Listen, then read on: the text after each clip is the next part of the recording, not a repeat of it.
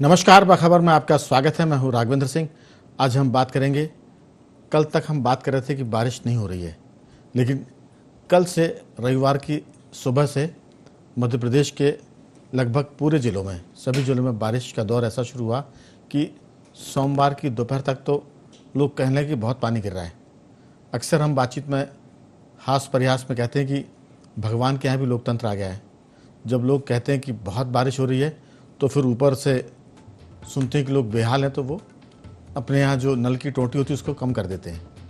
तो अगर लोग ये कह रहे हैं, जैसी कि खबरें आ रही है कि बहुत बारिश शुरू हो गई है, शहरों में पानी भर गया है, नदियाँ उफान पर हैं, नालों में लोग बह गए हैं, तो हो सकता है, अनुमान है, हंसी मजाक में कह रहे हैं कि कल से शायद पानी कम हो जाए। लेकिन पानी की बहुत दरकार है। मध्य प्रदेश के सभी बांध लगभग खाली हैं, आधे से भी कम पानी है। भोपाल में पिछले 3-4 दिनों से इस बात की चर्चा थी कि अगर पानी की हालत यही रहे तो फिर पानी 2 दिन में एक बार वितरित किया जाए, यानी जल प्रदाय जो है, पेयजल 2 दिन में एक बार, ये नौबत थी। हालात बहुत सुधरे नहीं है। उसकी वजह ये कि मौसम तो मेहरबान हो गया है, लेकिन शहरों का जो मास्टर प्लान है वो लागू नहीं हुआ है। इसलिए खेतों में तो पानी भर गया है, शहरों में पानी इसलिए भर रहा है कि यहाँ सारे काम अनप्लान्ड हुए हैं। नालों को लोगों ने भरकर कॉलोनी काट दी है, मकान बना दिए है, तो फिर पानी कहाँ जाए? पानी बेचारा उसमें रुकता है और फिर पूरी कॉलोनी, पूरा मोहल्ला, सड़कें पानी से भर जाती है और नाव चलाने की नौबत आती है। तो कह सकते हैं कि मेघ बरसे बेशुमार और सारे प्लान लाचार। ना तो मौसम का कोई प्लान चल पा रहा है, ना मास्टर प्लान कोई चल पा रहा है। अब मध्य प्रदेश में एक चीज़ और है, यहाँ मेट्रोपॉलिटन सिटी बनाई जा रही है, तो मास्टर प्लान अब मेट्रोपॉलिटन सिटी की तरफ कन्वर्ट हो रहा है, यानी कल तक जो प्लान थे अब वो नए सिरे से बनेंगे। इसी पर विस्तार से बात करेंगे। इसमें हमारे साथ चर्चा में जुड़ गए हैं दिल्ली से हमारे राजनीतिक विश्लेषक नागेंद्र सिंह परमार जी। स्टूडियो में मौजूद हैं हमारे वरिष्ठ पत्रकार साथी देवदत्त दुबे जी, और बहुत जल्द जुड़ेंगे स्टूडियो में विकास बोंदिया जी, जो भोपाल वॉइस ऑफ भोपाल के अध्यक्ष भी हैं और टेक्नोक्रेट भी हैं। तो चर्चा की शुरुआत सबसे पहले नागेंद्र जी आपके साथ करना चाहते हैं। कल तक दिल्ली में बहुत बारिश थी, दिल्ली एनसीआर में पानी पानी हो गया था, और आज की हम बात करें तो इतवार से मध्य प्रदेश में भी पानी है। कई जगह वाहन बह गए हैं। एक दुखद घटना भोपाल के पास राजगढ़ में हुई है। एक वाहन में 11 लोग थे, पानी में बह जाने की वजह से सिर्फ 2 निकल पाए और बाकी सबकी तलाश की जा रही है। तो ये दुखद हादसे भी हो रहे हैं, तो लोग लापरवाही ना बरतें।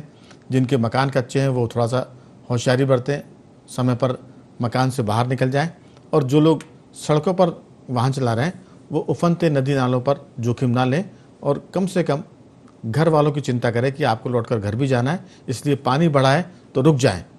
2 घंटे बाद जाएंगे तो कोई दिक्कत नहीं है, लेकिन 2 घंटे बाद आपके घर बुरी खबर नहीं जानी चाहिए, उसकी सबको चिंता करनी चाहिए। आपकी राय, एनसीआर में, दिल्ली में किस तरह की बारिश, किस तरह की मुश्किलें, और किसानों ने किस तरह की राहत महसूस की है? दोनों कलर हैं, राहत के कलर भी हैं।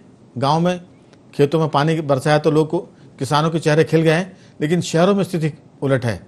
शहरों के लोग, जो निचली बस्तियां हैं, झुग्गी बस्तियां हैं, नदी नाले किनारे जो कॉलोनी बसी है, वहां परेशानी है। आपकी राय? जो रहीदास का वो है ना, बिन पानी सब सून, तो लगता है शासन और प्रशासन को बहुत पसंद आता है वो तो, कि बिन पानी सब सून। उन्होंने उसका अर्थ ये लगा दिया कि पानी बरसे तो चारों तरफ पानी पानी दिखना चाहिए, जी यही अर्थ है उनके हिसाब से। तो इस दोहे का, खैर ये मजाकिया बात थी, जी लेकिन हालात यही है राकेश जी।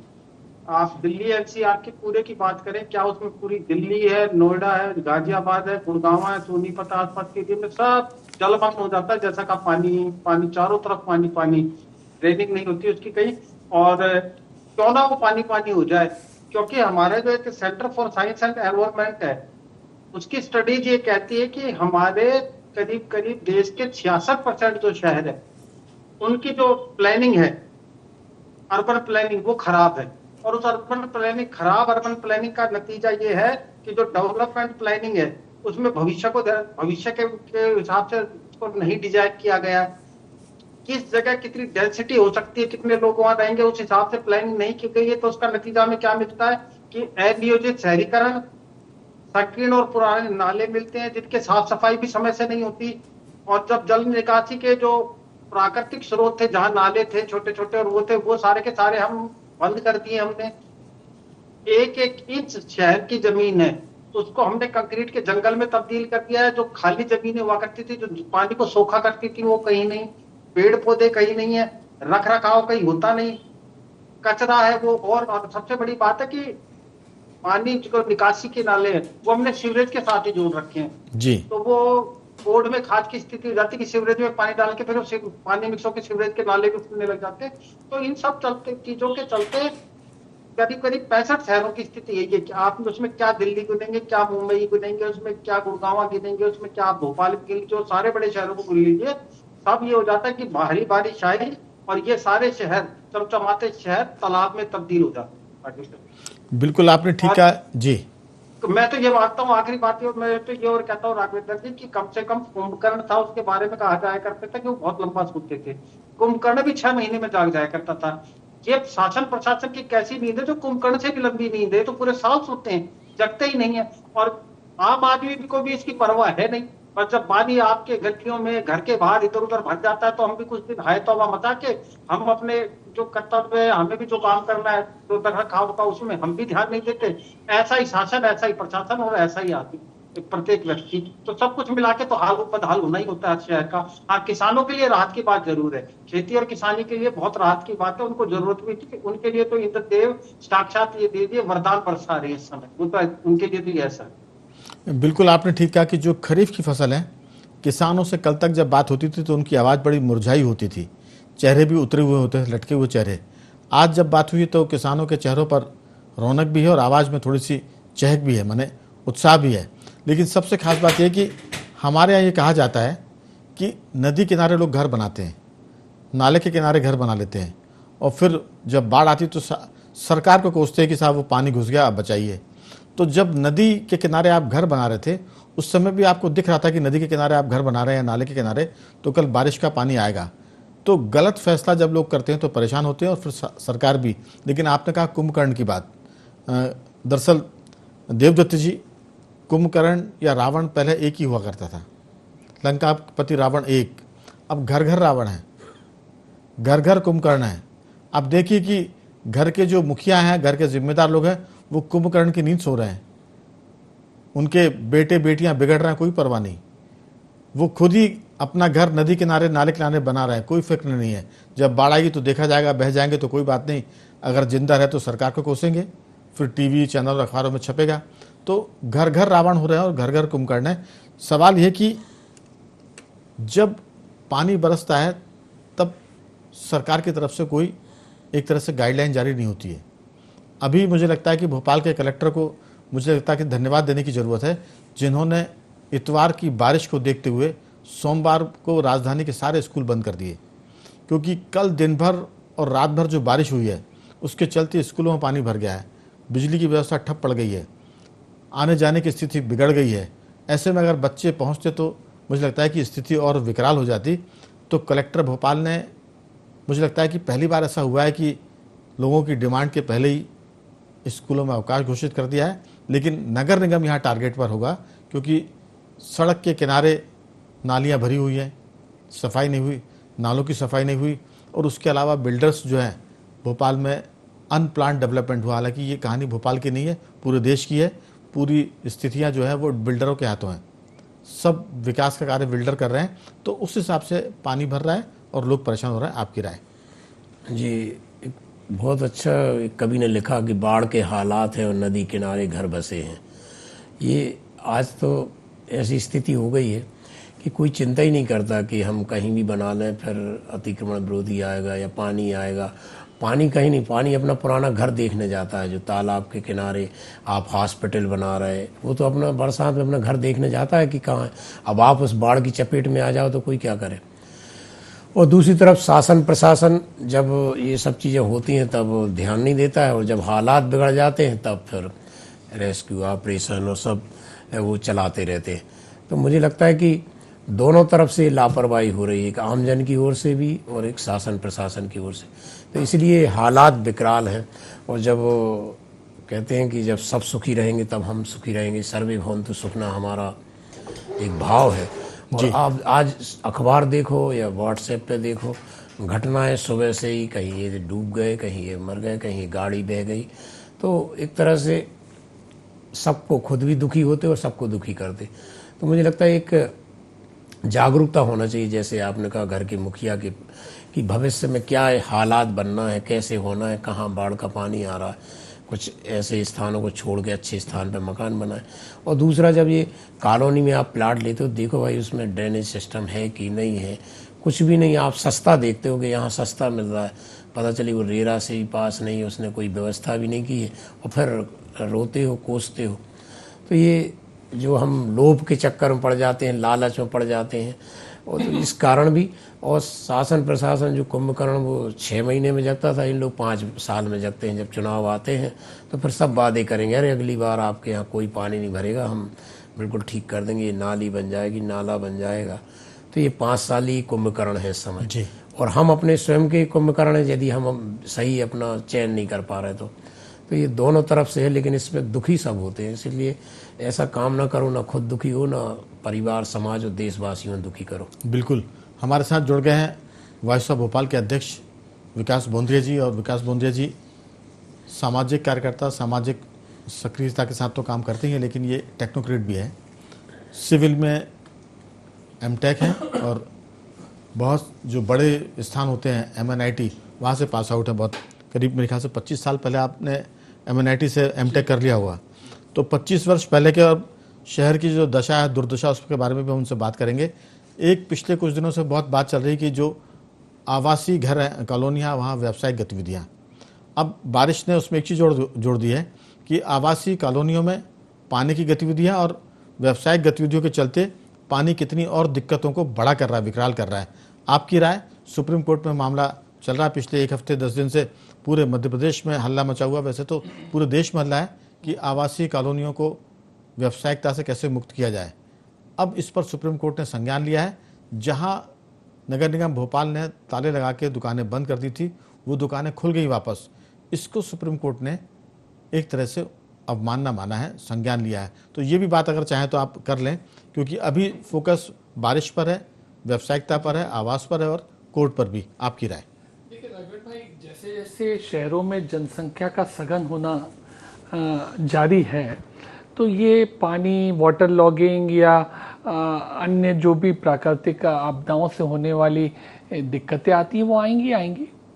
क्योंकि हम भी क्या है कि हम शॉर्ट टर्म सोचते हैं। पहले आपने देखा होगा कि सड़कें होती थी फेयर वेदर रोड, मतलब गांव में, कस्बे में अगर 10 महीने पगडंडी वाली रोड काम कर सकती है तो उसको बना लिया जाता था। फिक्र नहीं की जाती थी कि 2 महीने वर्षा ऋतु में वो सड़कों का उपयोग नहीं हो सकेगा। लेकिन अब शहरों की इकोनॉमी में हम काफी आगे बढ़ गए हैं। अब हमें तो हरदम 24 घंटे बिना कोई क्षण गवाए आवागमन का अच्छा साधन चाहिए, पानी निकासी का अच्छा तरीका चाहिए।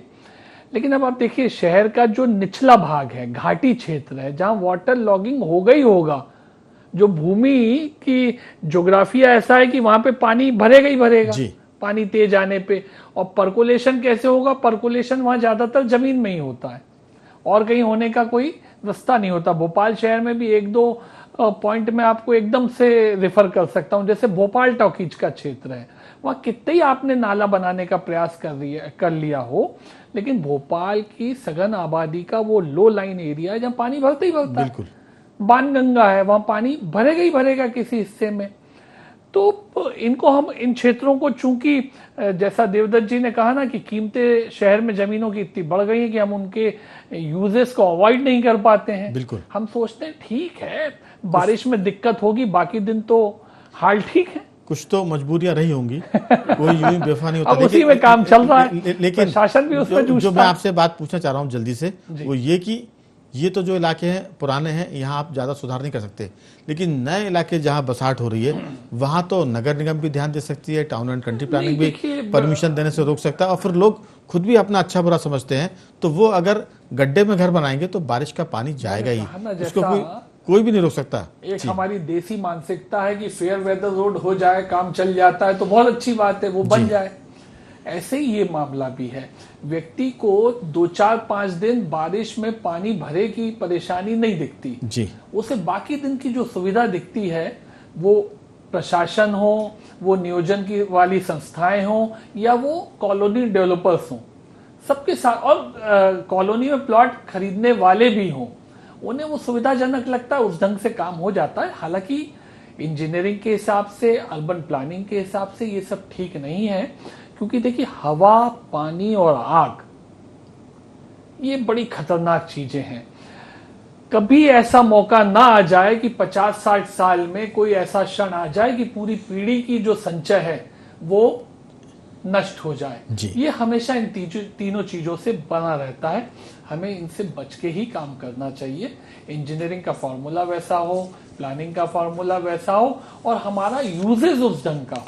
बिल्कुल, यही मैं कहूंगा कि प्रकृति की हमें चेतावनी है। नागेंद्र जी, कल तक मैंने कहा चर्चा में कि दिल्ली तक हाहाकार मचा था बारिश की वजह से, उसके पहले बारिश नहीं होने से हाहाकार था। अब भोपाल की स्थिति यह है कि एक दिन में 24 घंटे में भोपाल में 7 इंच बारिश हुई है। अगर हम रविवार की सुबह से लेके सोमवार की सुबह तक की बात करें तो 7 इंच बारिश, ये अपने आप में एक रिकॉर्ड है। 2025 में पूरे अगस्त के महीने में केवल 5 इंच पानी गिरा था, यानी अगस्त के महीने में 5 इंच बारिश और 24 घंटे में 7 इंच बारिश। ये जो मौसम भी एक तरह से मनमानी पे उतारू है, वो या तो एक दिन में ही पूरे महीने भर का बरस जाएगा और नहीं तो कहो एक बूंद ना गिरे। इसके साथ साथ पूरे शहर भोपाल की राजधानी की हम इसलिए फोकस कर रहे हैं क्योंकि ये राजधानी और यहाँ 25 साल से मास्टर प्लान नहीं है। 50 ऐसे इलाके जहाँ जो जलमग्न हो गए भोपाल के। ये स्थिति दिल्ली में भी होगी, एनसीआर में भी होगी, क्योंकि सब जगह हमारे यहाँ कुंभकर्ण है, सब जगह हमारे यहाँ रावण है, सब सो रहे हैं और सब सीता का हरण भी कर रहे हैं। भोपाल में कल तक मैंने कहा था कि यहाँ पानी में कटौती का प्लान हो रहा था। कलियासोट डैम में 1 फीट पानी बढ़ गया है, भोपाल के केरवा डैम में 3 फीट पानी का इजाफा हुआ है। लेकिन सबसे खास बात यह है कि कई इलाके ऐसे जो बारिश में भर गए। सेमरा इलाका ऐसा है, भोपाल में एक थाना है जहां पानी घुस गया है, पानी बह रहा, टीआई की कुर्सी टेबल सब भीग गई है, सोफे अलग कर दिए गए। तो ये बहुत सारी बातें। एक दुखद घटना का मैंने जिक्र किया, एक वैन में 11 लोग थे, उसमें 2 बच पाए, बाकी की खबरें तो अच्छी नहीं आ रही है, लेकिन 9 लोग लापता हैं और उसमें 3 बच्चे भी हैं। विदिशा में भी 17 लोग फंस गए हैं, बच्चे सहित। उसमें भोपाल के पास रायसेन है जो मेट्रोपॉलिटन सिटी में शहर में आने वाला है, वहाँ भी पुल के ऊपर से 8 फीट पानी बह रहा है। तो नर्मदा जी ऊपर बह रही है, बेतवा नदी में पानी बढ़ गया है, तवा में पानी बढ़ गया है, धुआंधार बारिश हो रही है। राजगढ़, शाहजहाँपुर 4.5, 5-5 इंच बारिश हो गई है। आपकी राय क्या, जो स्थिति भोपाल में है, मध्य प्रदेश में है, एनसीआर तो दिल्ली की राजधानी का इलाका है, वहां भी यही दुर्गति, वहां भी कुंभकर्ण है? न केवल भोपाल, न केवल दिल्ली एनसीआर, मैंने आपने बताया कि centre for science and environment की स्टडी ये कहती है कि हमारे 65% शहर खराब अर्बन प्लानिंग का शिकार है। तो कमोबेश स्थिति यही है। मैं आपको बात बताऊं, गुड़गांव में डीएलएफ की तरफ का एक पॉश इलाका है जहां पूरे देश में जो मशहूर है कि जहां फ्लैट 100 से 150 करोड़ रुपए में एक फ्लैट बिकता है, और वहां स्थिति ये है कि बारिश आने पे वहां पूरी कार डूब जाती। और पुराना गुड़गांव है, मैं भी जिसका बाशिंदा हूँ, वहां आधी कार डूबती है। तो हम तो इसी में हम ये नहीं चाहते कि शासन प्रशासन कुछ कर रहा है नहीं कर रहा, हम तो इसी में खुश हो जाते हैं कि हमारी तो आधी गाड़ी डूब रही है। 100-150 करोड़ रुपए का जहाँ एक फ्लैट है वहां पूरी उनकी गाड़ी डूब रही है, हम तो इसी में खुश मस्त है। और मुझे ऐसा लगता है कि जब 65% शहर खराब रख रखाव का शिकार है और वहां कुछ लोगों को फर्क नहीं पड़ रहा, तो मुझे लगता है कि हम लोग आदी हो गए इस बात के। अखबारों में, न्यूज चैनलों में खबर चलती है, आज डिबेट हो रही है, ये एक अलग बात है, लेकिन हमें लगता है हम आदी हो गए इस बात के कि बारिश आएगी, पानी भरेगा, कुछ दिन तक हमें असुविधा होगी, उसके बाद चलो 11 महीने तो हमारे किसी तरह अच्छे से कटेंगे। और आपने बिल्कुल ठीक कहा, जो सबसे बड़ा खतरा है वो ये है। अब ये खतरा ये नहीं कि रख रखाव बुरा है, सीवरेज सिस्टम खराब है, प्लानिंग खराब है, ड्रेनिंग सिस्टम ठीक नहीं है। उनसे बड़ा जो मुझे खतरा लगता है वो लगता है मौसम का बदलता पैटर्न, जिसके बारे में आप भी बात कर रहे हैं। मौसम के बदलते पैटर्न की वजह से एकाएक जो अधिकाधिक बारिश होती है, एक किसी दिन ऐसी बारिश हुई कि 48 घंटे तक बारिश हुई और वो रुकी नहीं, बहुत ज्यादा हो गई। तो ऐसे में जिस शहर पे कहर बरपेगा उसका क्या होगा, ये हमारे लिए असली चिंता का विषय है। बिल्कुल आप ठीक कह रहे हैं। पहले तो लोग कहते थे कि बादल फटते हैं। देवदत्त जी, अगर अब ये कहें कि आसमान फट गया तो कोई अतिशोक्ति नहीं होगी। नहीं, देखिए राघव भाई जी, मेरा थोड़ा सा इसमें विचार दूसरा है। मौसम इतनी तेजी से परिवर्तित करता है, ये हमें नहीं मान लेना चाहिए। देखिए, जब भी इंजीनियरिंग फार्मूले डेवलप किए जाते हैं तो 50-100 साल की स्टडी पे किए जाते हैं। मुझे याद है 2016 की आपको भोपाल की बारिश याद हो, 2016 की जी, 1 घंटे में 3-3.5 इंच पानी गिरा था सुबह सुबह। तो और अगर हम डेटा को देखेंगे तो हम अगर 2035 या 1935 1940 से जब के हमारे पास में दुरुस्त मेट्रोलॉजिकल डेटा भोपाल का मौजूद है, हम पाएंगे कि कई बार ऐसा होता है कि इतनी बारिश हुई है। इसे हम मौसम का बदलाव नहीं कह सकते, इसे हम ये कह सकते हैं कि हम उस पीक रेनफॉल के लिए अपने सिस्टम को डिजाइन नहीं कर रहे हैं। हमारा रेनफॉल तो अगर 2016 में हमारे यहाँ 1 इंच में 3 इंच, 1 घंटे में 3 इंच पानी गिरा है, तो मुझे लगता है कि हमें सिस्टम डिजाइन के लिए फैक्टर ऑफ सेफ्टी लेते हुए 1 घंटे में 4 इंच बारिश हो जाए, बिल्कुल उस हिसाब से डिजाइन करना चाहिए। आपकी बात ठीक है, मैं मुस्तैद तो वो होगा, लेकिन क्या हमारी इकोनॉमी अलाउ करती है? मैं लौटूंगा आपके पास। ये जो विशुद्ध बात हो रही है 2000 से पहले की हम बात करें तो जंगल पहाड़ ये सब इतने ज़्यादा ख़त्म नहीं हुए थे डेवलपमेंट के नाम पर। सड़कें बहुत बन रही तो पहाड़ कटेंगे, अगर सड़कें बनेंगी तो पेड़ भी कटेंगे, लेकिन हम पहाड़ तो नहीं उगा सकते, पहाड़ नहीं बना सकते, लेकिन पेड़ तो बना सकते ना। लोग कहते हैं कि आप जंगल पेड़ मत लगाइए, आप जंगल को काटना बंद कर दीजिए, जंगल अपने आप पेड़ बना लेगा। आप नदियों को साफ मत करिए, बस उन्हें गंदा करना बंद कर दीजिए, वो अपने आप साफ कर लेंगी। तो हमारा कहना ये कि आप कह रहे हैं कि ये मौसम का बदलाव नहीं है, लेकिन 2000 से पहले पीछे जाएंगे आप 1990 के दशक में, 80 के दशक में, तो बारिश इस कदर नहीं होती थी कि एक ही दिन में 10 इंच पानी गिर गया। ये जो बादल फटने की घटनाएं भी बढ़ गई हैं, बिजली गिरने की घटनाएं भी बढ़ गई हैं। तो अब हम जो बारिश हो रही है वो बादल नहीं फट रहे हैं देवदत्त जी, आसमान फट रहा है। आप देखिए कि 24 घंटे में 7 इंच बारिश। जो पिछले साल की हम बात करें, जो मौसम असल में उसका मूड बदल रहा है, वो या तो एकदम से गिरता है या फिर गिरता ही नहीं है। तो मुझे इसमें एक चीज़ याद आ रही है, मेरे सामने गोपाल दास नीरज जी की कविता की 2-3 लाइनें अगर आपकी अनुमति तो सुनाऊं कि अब के सावन में शरारत मेरे साथ हुई, मेरा घर छोड़ कुल शहर बरसात हुई। ये वो कह रहे हैं कि मेरे घर को छोड़कर बरसात हुई। आप मत पूछिए क्या हम पे सफ़र में गुजरी, था लुटेरों का जहां गांव वहीं रात हुई। तो हम तो लुटेरे के गांव में भी रात कर रहे हैं। मौसम भी ऐसा हो रहा है कि हमारे घर को छोड़कर नहीं, हमारे घर सहित पूरे शहर में बरसात हो रही है, और बरसात भी ऐसी हो रही है कि वो एक दिन में आसमान पूरा फट रहा है और व्यवस्था हमारी ज़ीरो है। व्यवस्था की दिक्कत ये कि नगर निगम व्यवस्था कर ले, उसके बाद बारिश आया तो लोग बोलेंगे कोई दिक्कत नहीं, नगर निगम ने पूरी तैयारी की थी, अब क्या करें, आसमान ही फट गया। तो यहाँ दो दिक्कतें हैं, आसमान भी फट रहा है और नगर निगम और प्रशासन भी कुंभकर्ण की नींद सो रहा है। ये किसी एक साल की बात नहीं कर रहे हैं, किसी एक राज्य की बात नहीं कर रहे हैं, पूरे देश में यही ताना बाना। कह सकते हैं कि पूरे कुएं में भांग घुली हुई है। अब इसका मुकाबला भगवान ही कराएगा, ऊपर वाला कराएगा, कैसे लोग बचेंगे क्या होगा ये तो समय बताएगा, लेकिन दिक्कतें बहुत हैं। आपकी राय? बिल्कुल भयावह दिक्कतें हैं, और ये हर साल का नतीजा, और हर साल वही फिर जांच कमेटी और ये सब हम करेंगे वो करेंगे।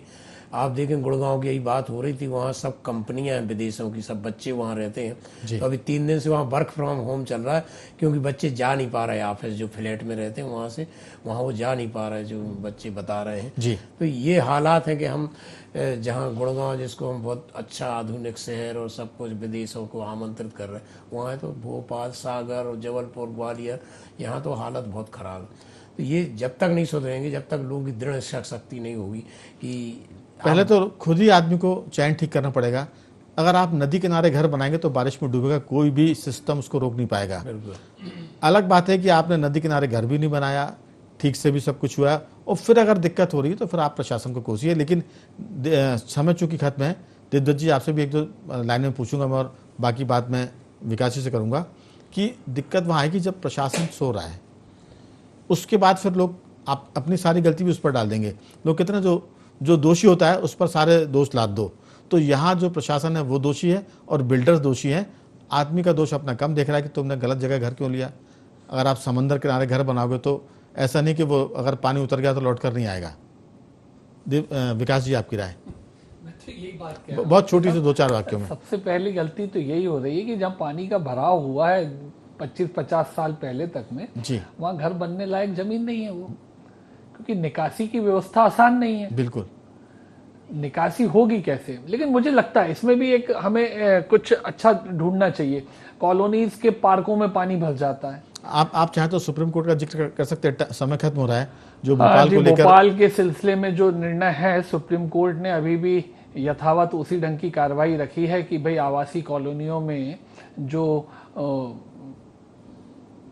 व्यवसायिक केंद्र चल अधिभोगिता रहे हैं। के अतिक्रमण करते हुए जो व्यावसायिक प्रतिष्ठान बन गए हैं उनको वहां से बंद किया जाए। और हालांकि शासन ने भी इसमें कुछ प्रयास किया, लेकिन शासन के उन प्रयासों को सुप्रीम कोर्ट ने अपने निर्णय के पालन में मैं कहूँगा कि अवमाननापूर्ण माना हो, ऐसा तो हमें नहीं सोचना चाहिए, लेकिन उसे एक तरह की रोक मानते हुए उन्हें दरकिनार किया है और कहा है कि भाई हमने जो आदेश दिया है उसी तरह से उसी प्रक्रिया में नगर निगम को भवन अनुज्ञा के तहत कार्रवाई करनी चाहिए। तो ये हमारे लिए एक चैलेंज है अब कि इतने व्यावसायिक प्रतिष्ठान है, उनका कैसे उनका रिहेबिलिटेशन होगा, कैसे उनकी शिफ्टिंग हो सकती है, या उन्हें वहां पे रेगुलराइज करना है। बिल्कुल, तो उसके लिए क्या रास्ते निकल सकते हैं? ये ठीक वैसी बात है कि नदी किनारे घर बनाओगे तो डूबेगा। अगर आवासीय कॉलोनी में व्यवसायिक गतिविधि चलाएंगे तो फिर सुप्रीम कोर्ट का डंडा या कोर्ट का डंडा चलेगा। इसमें हम ये नहीं कह सकते कि हम विक्टिम हैं और कोर्ट अगर बंद करने की बात कर रहा तो लोग बेरोजगार हो जाएंगे, अरबों रुपए का कारोबार ठप हो जाएगा। ये सब चीजें अनपढ़ गवार आदमी ने नहीं की है कि कोई अनपढ़ था, ये उद्योगपति, व्यवसायी और पैसे वाले लोग उनके जिनको सब पता है। तो मुझे लगता है कि ये भी नदी किनारे घर जैसा मामला है, इसमें सुप्रीम कोर्ट कार्रवाई करेगा और पूरे मध्य प्रदेश में इसको लेकर बहुत हलचल है, खासतौर से भोपाल में कि सुप्रीम कोर्ट ने इसको होता वैसे ही राघवेंद्र जी वहां भी अवमानना के रूप में लिया है। अगर ये मामला सीरियस हुआ तो फिर राज्य सरकार और नगर निगम और बाकी लोगों को बहुत दिक्कत आने वाली है जो आवासीय कॉलोनियों में व्यवसायिक केंद्र चला रहे हैं। तो देखते हैं, बारिश हो रही है, उम्मीद करते हैं कि बारिश होती रहे। हम लोगों की चर्चा से ऊपर का जो सिस्टम है भगवान का, वो उसके नल बंद ना करे, क्योंकि पानी बहुत कम है अभी, कुएं, तालाब और बांध खाली हैं। तो उम्मीद करते हैं कि आने वाले दिनों में भी झमाझम बारिश होती रहेगी, कम ज़्यादा हो लेकिन बंद ना हो। तीनों मेहमानों का मैं धन्यवाद करूंगा। नागेंद्र जी आपका साधुवाद, विकास जी आपका बहुत बहुत धन्यवाद और देवदत्त जी आपका भी धन्यवाद कि आपने चर्चा में हिस्सा लिया। बाखबर में आज इतना ही। बने रहिए हमारे साथ और देखते रहिए IND24।